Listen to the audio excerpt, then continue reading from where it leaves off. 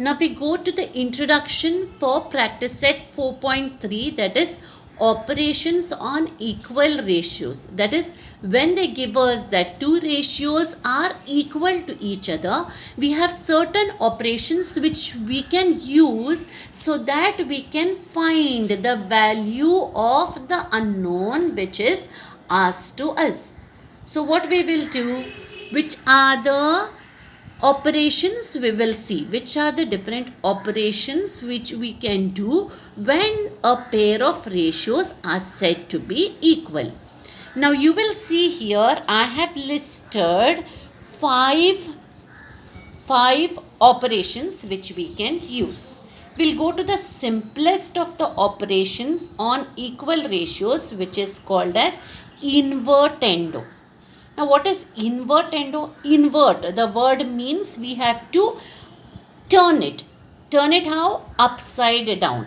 Upside down means what? The top part comes down, the down part goes up. Okay, inverting. So if A by B is equal to C by D, so this is a ratio, A by B and C by D. These are the pair of ratios. Then what happens? According to invertendo, what happens? I said we have to invert. So what happens? B by A. Then B by A will be equal to, again invert, what happens? This becomes D upon C. So B by A is equal to D by C. That is for the first operation, which is called as invertendo. Again remember, invert means we have to turn it, that is numerator becomes denominator and denominator becomes numerator. Coming to the next one, alternando. What is alternando? When we talk about alter is changing. Alternate means what? We have to take the alternate terms. Means what? Now here in alternando, this numerator comes to this denominator and this denominator comes to this numerator. So we are alternating here. We are alternating the numerator of the right hand side with the denominator of the left hand side. So if A by B is equal to C by D, then what happens? This C comes down, I said. Then A by C is equal to B by D. So let me write A by C is equal to B by D. Coming to the next property or operation called as componendo. Componendo means compo or compound. We are trying to add. Okay. So we have a ratio A by B and C by D. They are saying they are equal to each other. So when I am adding, what we are adding? The numerator and the denominator, that is A plus B. Here also on this side, when we see in the numerator, we will have C plus D.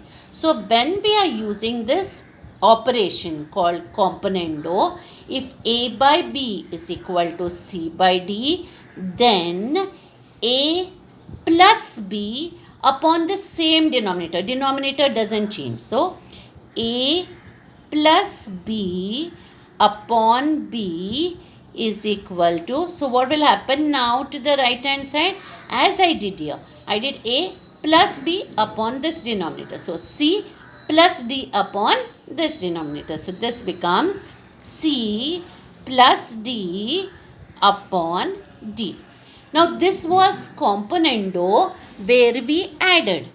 Coming to the next one, it is called as dividendo. Dividendo is dividing or making less.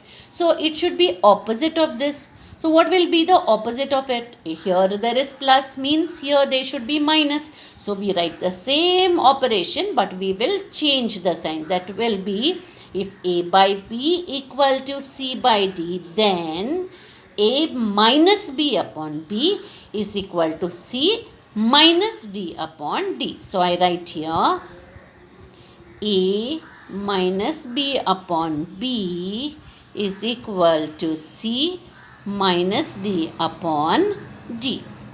And now coming to the last one, that is componendo dividendo, the fifth operation.